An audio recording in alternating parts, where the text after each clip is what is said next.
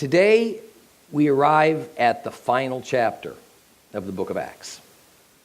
Now, although it seems like the entire book has been mostly about Paul, the first half of Acts actually focused mostly on Peter and the Yeshua movement in the Holy Land. And when the focus finally does shift to Paul, the location also shifts to the foreign lands of the Roman Empire, where well more than 90% of Jews lived in New Testament times. Now, before we finish up chapter 27 and then read chapter 28, I want to point out something that probably has become clear to you. It is that while Paul is usually called the apostle to the Gentiles, that is only so in the broadest sense, because from the beginning to the end of Acts, in all of Paul's epistles, he is also always ministering to Jews. In fact, whenever he wanders into a new town or city, his first stop is where? A Jewish synagogue. Always.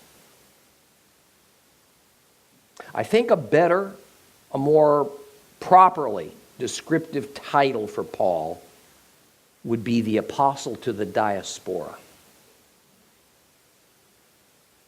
as his main dealings were with Jews. And let us start to remember that when Paul did go to Gentiles, it was not with the idea of starting a separate religion for Gentiles that early on took the name Christianity, but rather it was an offer for Gentiles to join with Jews in their covenants with God. Further, when we see Paul take the message to Gentiles, we must understand that even though in some ways it was a new work of the Lord, on the other hand, it's not as though this sort of thing hadn't been already happening. Jews had been proselytizing Gentiles for centuries, and with some success. I mean, we often read about the many God-fearers in the book of Acts, and also hear about some of their personal stories. God-fearing Gentiles such as the eunuch from Ethiopia, Cornelius, the Roman Centurion. Now, sadly, the message from Acts was distorted by most of the early church fathers who were anti-Semitic to one degree or another. And so the message was twisted to be one of the Jews rejecting Yeshua while the Gentiles accepted him. Haven't we heard that since you were in Sunday school? Now, this is scripturally and historically just flat incorrect. It's not true. We read of tens of thousands of Jews accepting Yeshua in Jerusalem alone. In fact, all of the early church were Jews. Only later do we find Gentiles joining in. And if the standard for claiming that the Jews as a people rejected the Messiah is that not 100% of all Jews accepted him, well, then so have the Gentiles rejected Christ, because certainly not 100% of Gentiles have accepted him then or now. I mean, the latest studies of the breakdown of adherence to the various major religions of the world conducted by the Pew Report occurred in 2010. They say that 33% of the world's population claims Christianity, and that it represents the largest single religion of the 21st century, and that's wonderful. But it also means that more than double that number, 67% of Gentiles have not accepted Christ, doesn't it? Well, since of the 7 billion people living on this planet, only about 15 million are Jews, then 99.9% of all people living today on this planet are Gentiles. And since 7 out of every 10 people alive today reject Christ, how can we honestly look at ourselves in the mirror and say, oh, the Jews reject Christ, but the Gentiles accept him? You see how silly that is? It's just dishonest. And the numbers of those Gentiles who accepted Christ, as opposed to those who rejected him, were vastly smaller in the early centuries AD.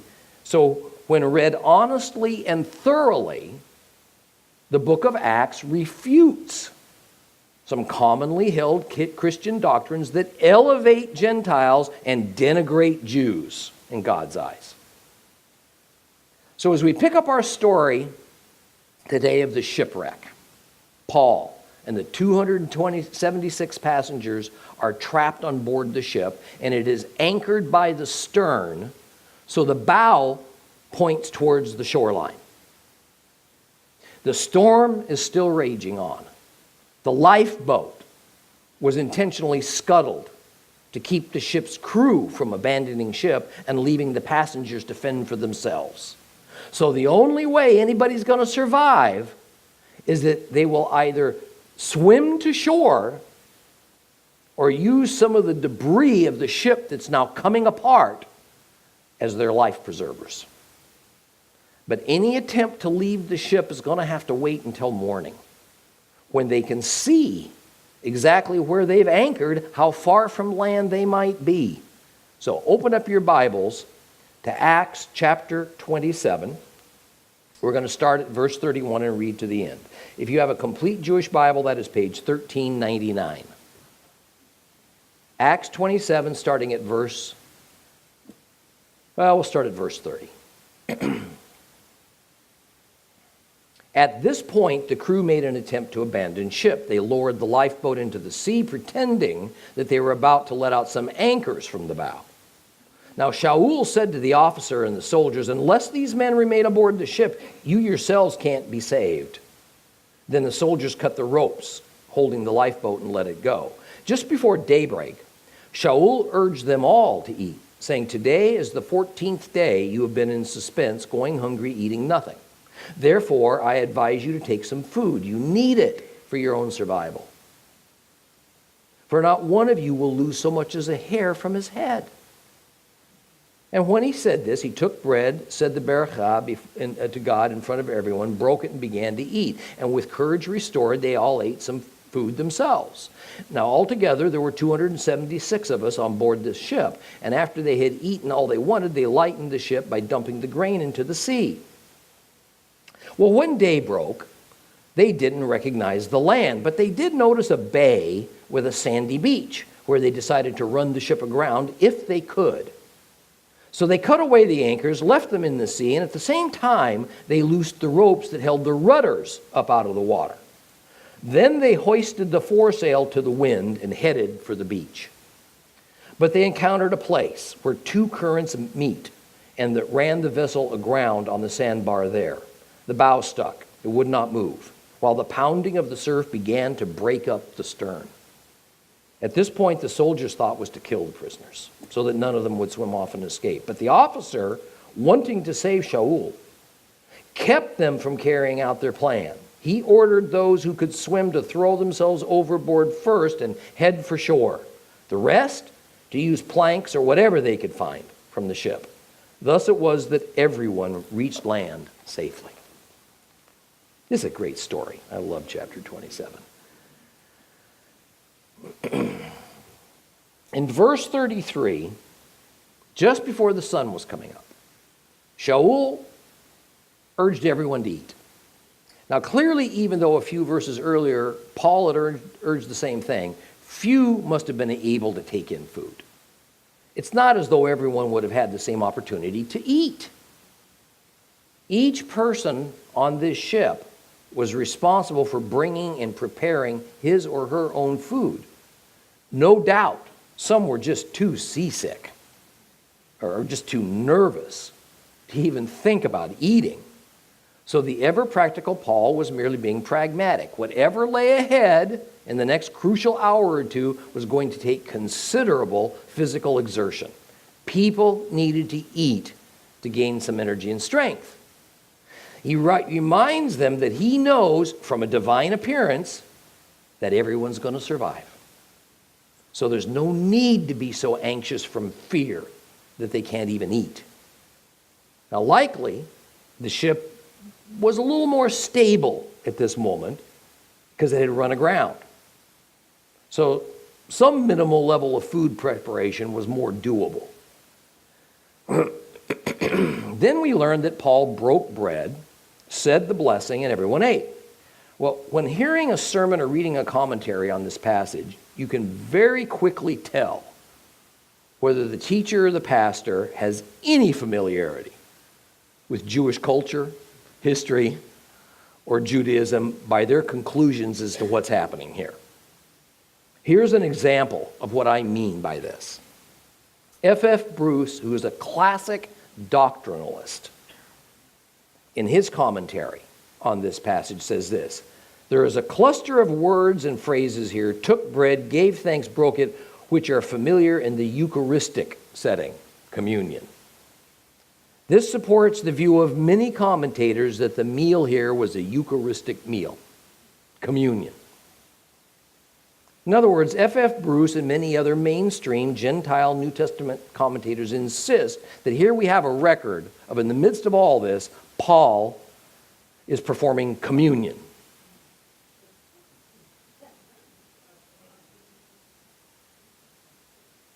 This is an example of someone who has chosen to inject their long-held Western Gentile Christian doctrines and personal beliefs over what any of this actually denoted in Jewish society of that day, and frankly to this very day. Jews began most every meal with the barakah, a blessing. The procedure we read of here, taking the bread and breaking it and saying a prayer and passing it around, was normal and customary. Almost every eating situation for Jews. It had absolutely nothing to do with the church-created sacrament of communion. Now, most, or at least many of the passengers of this vessel were probably Jews. If Paul hadn't done it this way, he would have been seen as one who doesn't follow Jewish customs. It was imperative that he do it this way. One of the reasons that the institutional church wants this to be communion is because Paul has supposedly by now given up all of his Jewish ways and his Jewish identity and become a Christian, which by definition means the worshiper is a Gentile. To find Paul leading the ship's passengers in a standard Jewish preamble to a meal, breaking bread, saying a blessing, a barakah, puts a substantial dent in that claim. So, using a little grain that the ship was carrying in order to have something to eat, what was left, almost all of the grain, was then thrown into the sea, we're told, to lighten the waterlogged ship that was now sitting heavy in the water. They're trying to keep it afloat a little bit longer. I mean, the grain was by now ruined by the salt water anyway. They didn't know where they were, but they did see a nearby bay with a sandy beach. Now, on a drama that is just made for the big screen, the moment of decision arrives. The captain, using all his skills, was going to try to head this wounded ship towards the sandy beach and shallower water. They had no further use for their anchors. Besides, it was a foregone conclusion that the ship itself would not survive. So they cut the anchor lines in order to allow the wind and the waves to do their job and push them, hopefully, towards the shore and safety. But they still needed to be able to steer, or the rocks surrounding the bay would surely have just cracked that hull open like an egg. The twin rudders had been lifted up held securely out of the water during the storm so that they didn't break off. So the ropes holding them were also cut. This allowed the rudders to fall back down into the water for the last time in that ship's life. Then, to provide some forward movement for steering, they put up the smaller foresail. That's the sail at the front of the ship. And then they tried to aim it all towards the beach. They didn't make it. They didn't make it. They hit a spot where the waters swirled and tumbled so chaotically that the rudders were just useless. So there they ran aground on a sandbar some distance from the shore. This means that drowning still remained a distinct possibility. Worse, they were still in deep enough waters that the storm waves pounded relentlessly at the flat stern of the hard-grounded ship, and it was just tearing that already battered vessel to pieces. So quick action was needed. At this point, it was every man for himself. The ship was virtually disintegrating under their feet. A desperate leap into the swirling water was their only hope. But Julius's soldiers knew that the several prisoners on board would now have the perfect opportunity to escape during all this chaos. And there wouldn't even be any way to know for sure whether they drowned. Maybe their corpses floated away. Or maybe they had managed to survive and they fled. So the soldiers determined to kill all the prisoners. Now the reason was that it was standard Roman policy that the soldier responsible for allowing a prisoner to escape on his watch would bear the punishment that prisoner would have received if convicted. Most who appealed to Caesar were convicted of capital crimes, and they were hoping to have their cases overturned. But Julius didn't want Paul to be killed, and at the same time couldn't show particular favoritism, so he ordered his troops not to kill the prisoners, thus taking the responsibility for any who might escape onto himself. In fact, Julius ordered everyone, prisoners included, who could swim to just jump in, try to make their way to shore as best they could. Those who could not swim to jump in and hang on to debris of this rapidly disintegrating vessel. And as the angelic messenger to Shaul had promised, all 276 souls aboard made it alive to the welcoming beach. Why did Julius not do the thing that almost any Roman soldier would have done under the circumstances and kill his prisoners? We've been told all throughout this harrowing sea tale that he had some kind of undefined affinity towards Paul. But why would he risk his life for the other prisoners? It can only be that not only was he a decent man who valued life, but the Lord had somehow affected him to be so selfless, even if it was not, so far as we know, an effect that led to his salvation. Now there's a lesson here. The Lord deals not only with his followers, but also those who oppose him. We should never think that the Lord is not working in the lives of even his enemies when the enemy has no idea of it. And as we watch the boiling waters of this restless, dying world all around us, waters that we are immersed into just as much as our unbelieving friends are, let us always remember that God will use outsiders to bring judgment upon his own. Say that again. God will use outsiders to bring judgment upon his own, but also at times he will use outsiders to comfort and even save his own. It is the mystery of God, the mercy of God, and the will of God to do so. Well, let's move on to the final chapter of the book of Acts. Open your Bibles again. Open it now to Acts chapter 28, still on page 1399. We're going to read the entire chapter. Acts chapter 28. After our escape, we learned that the island was called Malta.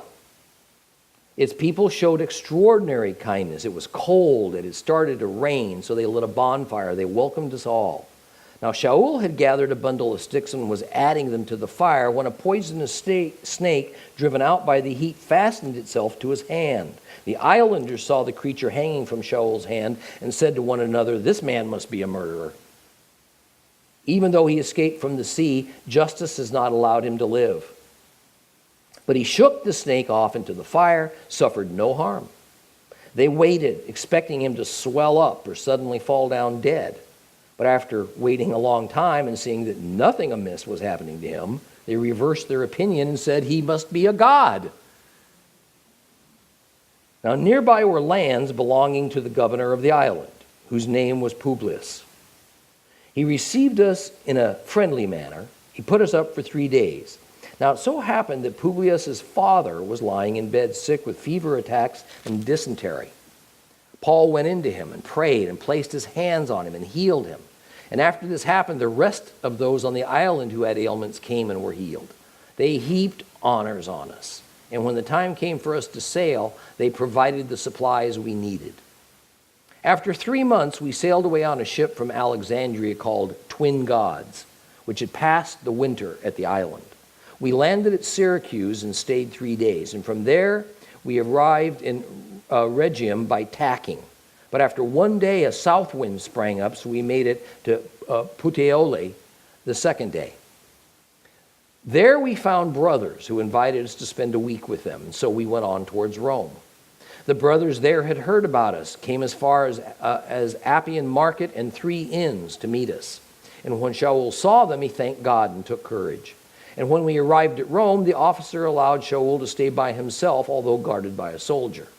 After 3 days, Paul called a meeting of the local Jewish leaders, and when they gathered, he said to them, "Brothers, although I have done nothing against either our people or against the traditions of our fathers, I was made a prisoner in Jerusalem and handed over to the Romans.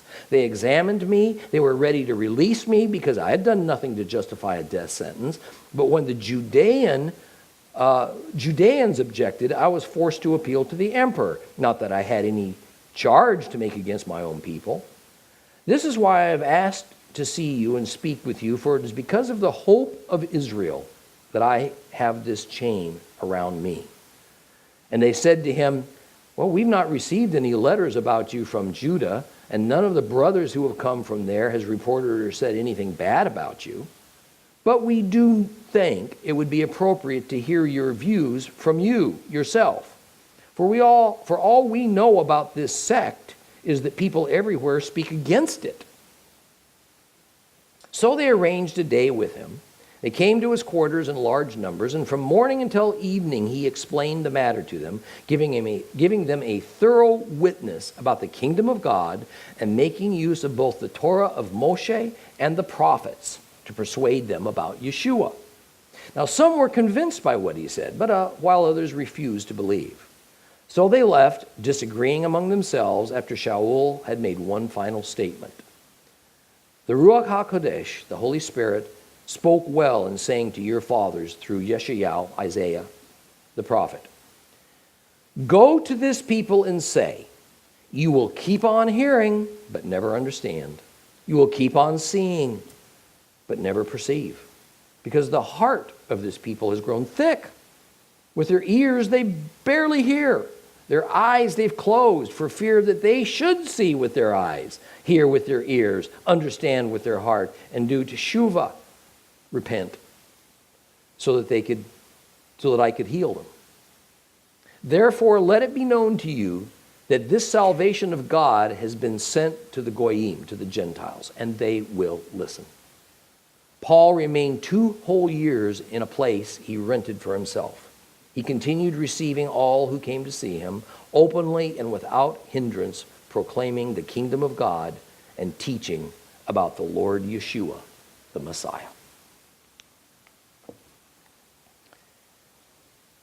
Well, it turns out that the island they shipwrecked upon was Malta. Now, so far as we know, because the term "we" continues to be used, Luke was eyewitness and fellow victim.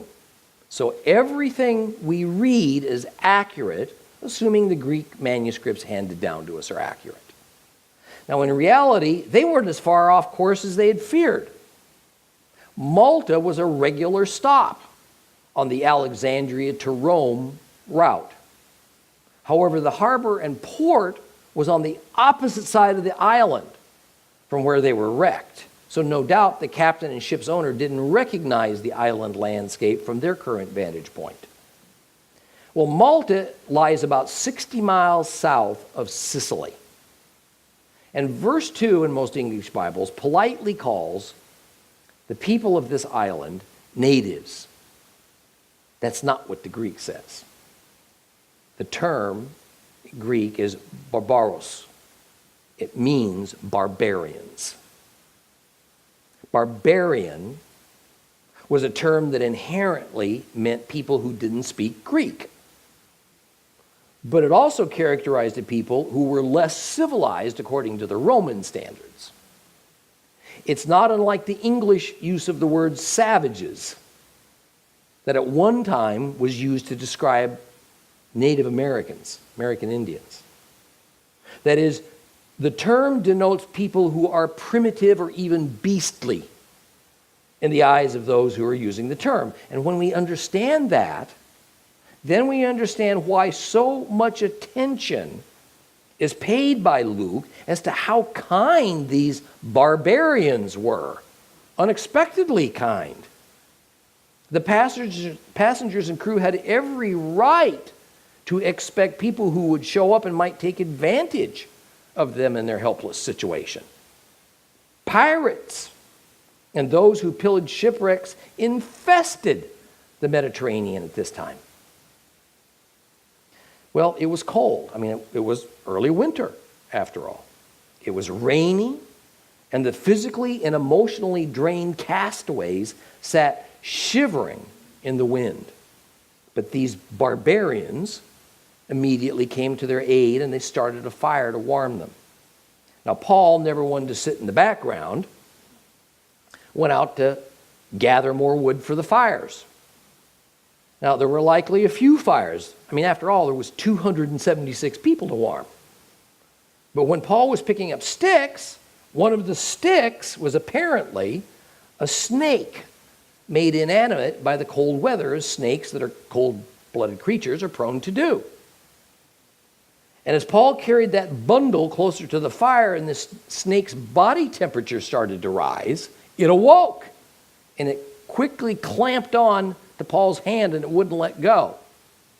The passage says the snake was a viper, meaning it was poisonous. And the superstitious natives saw what happened and essentially just sat back to watch how Paul would respond to it all.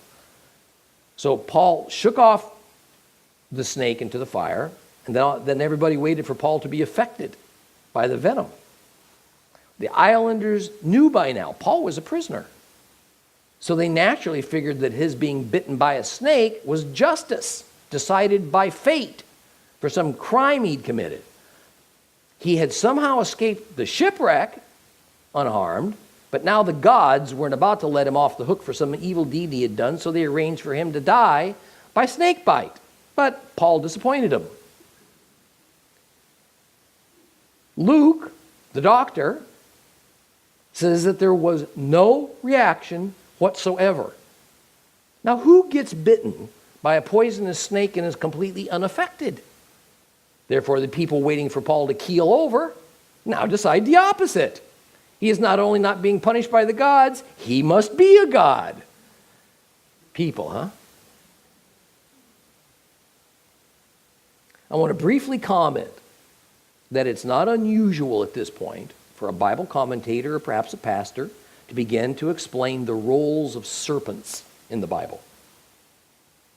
To start to draw comparisons, for example, with the story of the serpent in the Garden of Eden, or the fiery serpent in the wilderness during the Exodus from Egypt that, looking upon it, healed snake bites.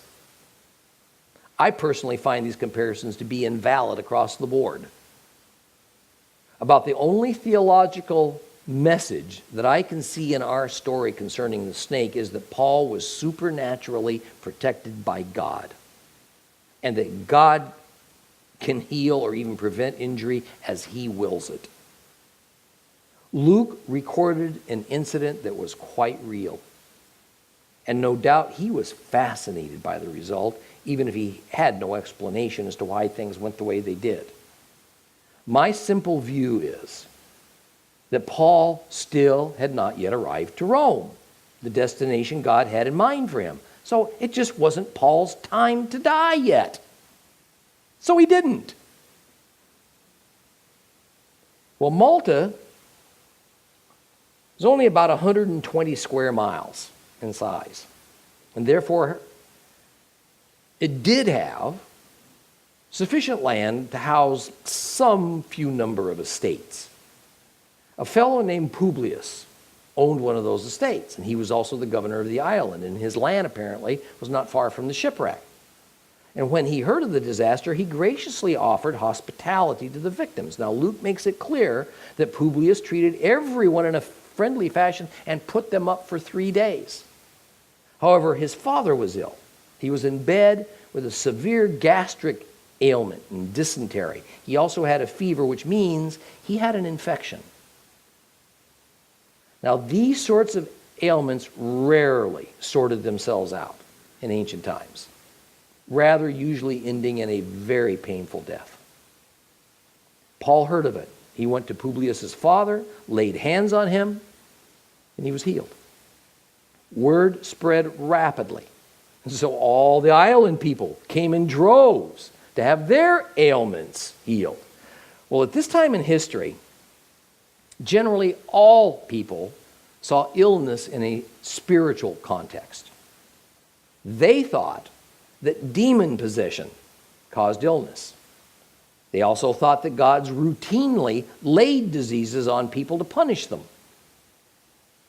Now think for a moment about what we learned from Leviticus concerning the skin disease called tzara'at. Most English Bibles erroneously call it leprosy.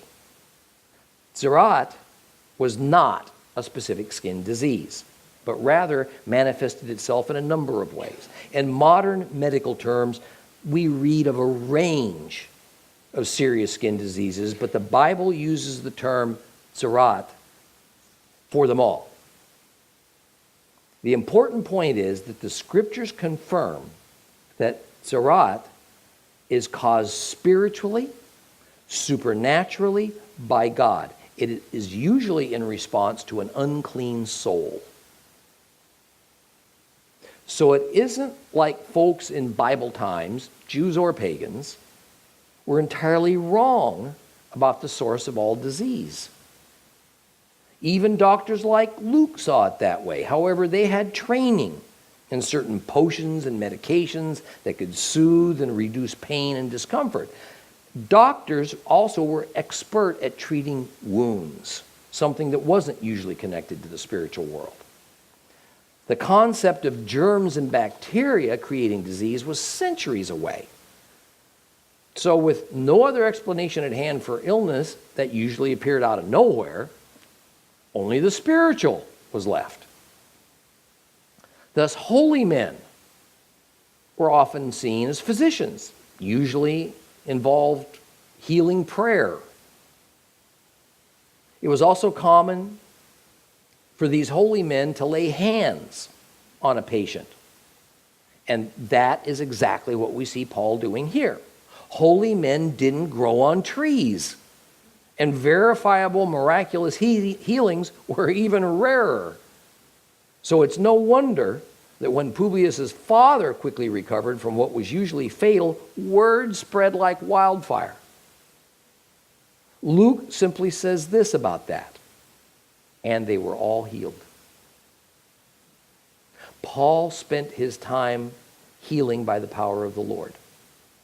And the so-called barbarians were so grateful that when the time came for Paul and his fellow passengers to sail away, they gave them all the supplies they needed. Now, verse 11 explains that after 3 months on the island, the shipwrecked group boarded an Alexandrian ship and set sail. Now, it's hard to pinpoint exactly when this was, but likely it was around February, because that's when the west winds begin to blow again. This Alexandrian ship would have wintered in harbor on Malta. The ship was called Twin Gods, or in other English version, merely twins. What this is referring to is the ship's figurehead that was customarily on the bow of large sailing vessels. They were the twin sons of the god Zeus, called Castor and Pollux. And these twin gods were believed to be the gods of navigation and safe travel, and their constellation was Gemini. The ship's destination then was Syracuse, which lay on the southeast coast of Sicily. It was a relatively short sail, about 60 miles, about a day. And we're told that they stayed in port there for 3 days, likely to onload and offload cargo. And Luke continues with his detailed itinerary by telling us that from Syracuse they then went to Rhegium, but they had to tack. In other words, they had a zigzag to get there. So that took a little longer. They were essentially island hopping. So they picked up a nice southerly wind, and then they sailed on to Puteoli. Now, Puteoli is located on the northern shore of the Bay of Naples. Now, this was a major port because it was on the mainland of Italy. Well, now the ship's cargo, often grain, could be carried overland in wagons, distributed in towns and villages. Paul's time on a ship was finally over. He had been traveling now for at least 4 months. Well, Puteoli had a substantial Jewish colony. So it's not surprising that there we'd also find believing Jews. However, we need to notice how far and wide trust in Yeshua had already spread. And it was certainly not Paul that had spread it to Italy. Many other evangelists were at work and doing God's will of spreading the gospel of Yeshua. We just never read about them in the Bible, or do we know who they were. When Paul met the believers, they offered to keep him for a week. Now, I must say that as nice as all this sounds, one cannot help but wonder how Paul, a prisoner, was able to find other believers and even decide to stay with them. I mean, probably it was Luke or some of his other traveling companions who actually did the scouting and found the believers. There is no chance that Paul was free enough to not be supervised by a Roman soldier. But likely it was only one soldier, because a trust had been built. Nonetheless, the believers had to have accepted the Roman soldier to accompany Paul. Very likely, the soldier was chained to him most of the time. But let's be clear. In the Roman Empire in this era, soldiers could be billeted wherever the military felt it expedient to put them. And many times it was in people's homes. So folks, including Jews, were used to having, Roman soldiers in their midst, even staying in their homes. It seems that the farther away from the Holy Land that a Jew resided, the more tolerant they were of the Gentile ways. And that Gentiles were more at ease with the Jews. Notice also that it was not just Paul who was invited to stay with the brethren. Verse 15 clearly says, us. Plural, us. So Luke and others traveling with Paul, and at least one Roman soldier, all went to stay with these local believing Jews. Just a few miles from Puteoli was the Appian Way, one of the most marvelous Roman roadways that helped to interconnect Italy. It was the Appian Way that the group traveled to get to Rome. This was not a superhighway, however, nor was it one of the better Roman highways. It was described as being rough and flinty and making significant demands upon travelers. So with little fanfare, we find Paul just arrive in Rome. And there he was allowed to rent a place so he could stay by himself, but with his personal Roman guard as a housemate, of course. Now, no doubt, this decision to allow Paul this privilege was made by the local judicial authority, and the decision seems to indicate a belief that Paul's case will likely be dismissed, and he's of no threat to flee. Julius's commission to bring Paul and presumably other prisoners as well to Rome was completed, so now we hear no more of Julius. However, interestingly, this is also the end of what's called the we passages.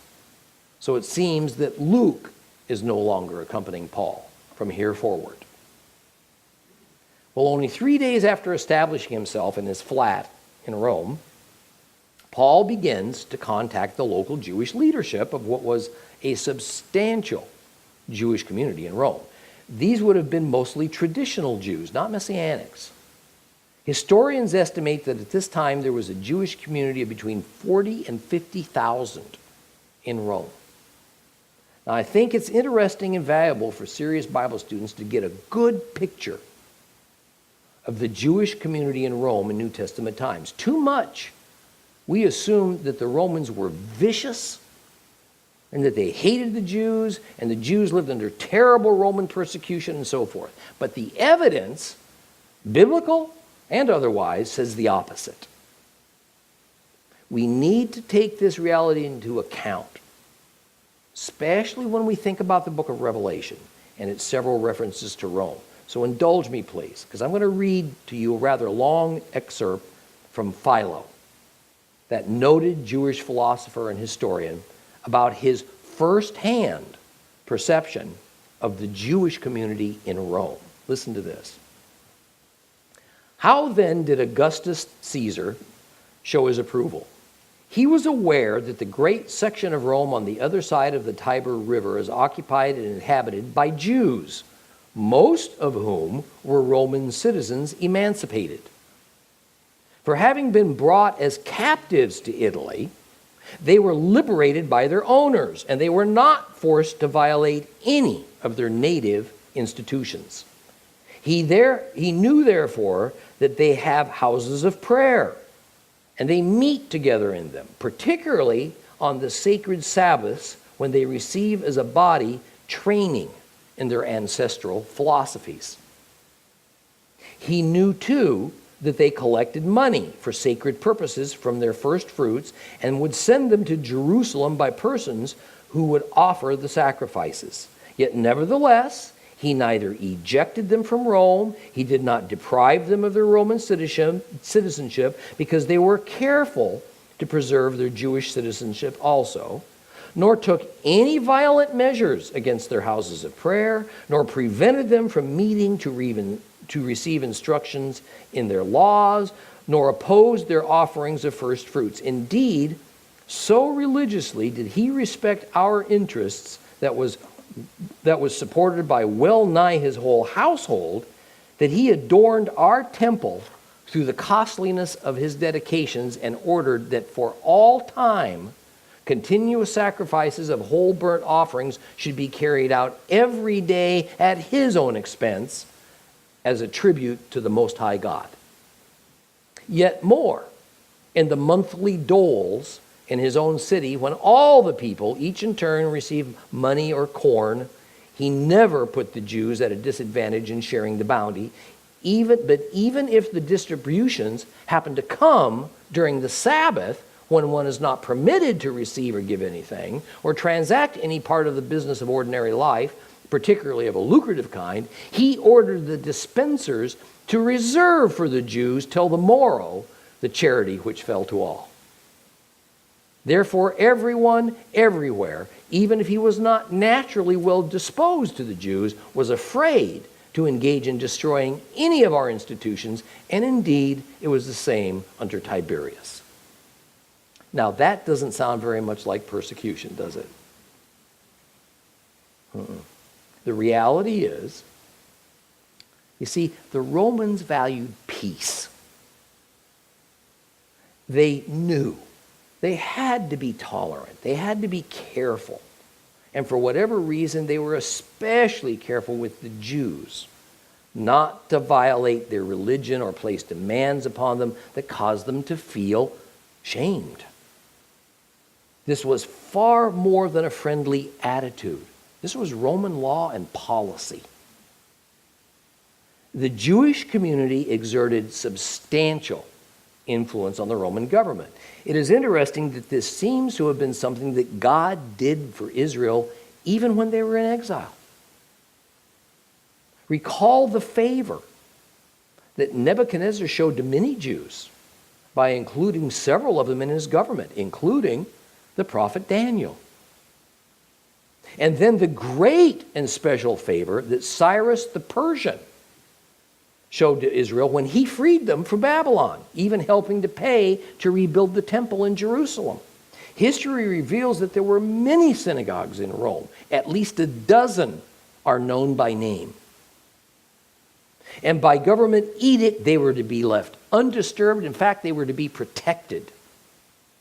Now, since the Messianic community, believers, was at this time still seen as merely one of the several sects of Judaism, they too enjoyed the favor of Roman government. For now. This wasn't going to stay this way too long. So it's with this understanding of the excellent relationship that the Roman Jews enjoyed with the Roman government, again, for now, this was going to change. We see why Paul felt it was necessary to reassure the local Jewish leaders he was not a rebel. He wasn't here to disturb their peace. And that despite the reality that it was a certain group of Judeans who had him arrested and had put him through this ordeal that had been going on for 3 years, he is not in Rome to bring accusations against his own nation, his own people.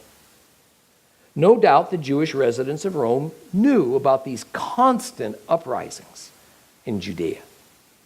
And they did not want to be associated with it. They did not want to be counted as part of that group, even though they were fellow Jews. It is also clear from Philo that the Roman emperors were enlightened enough to make distinctions between the troublemaking Jews of Jerusalem and the rest of the Jews in their empire who generally just wanted to go along to get along. Paul wanted to immediately set these Jewish leaders of Rome at ease, that in no way was he part of the rebellious troublemaking group. Now, it's interesting how the Jewish community has, over the years, sort of divided itself into the group of the zealous, who will allow no interference in their Judaism at any cost, versus a different group who desires to work with their Gentile neighbors and authorities to craft a compromise in order to live and coexist in peace. Today, we find such a similar situation between the Jews of the Holy Land, Israel, versus the Jews of the ongoing Diaspora.